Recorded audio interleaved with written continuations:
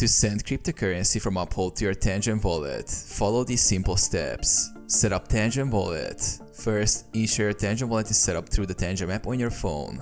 Have your Tangem card ready and your recovery phrase backed up. Log into Uphold.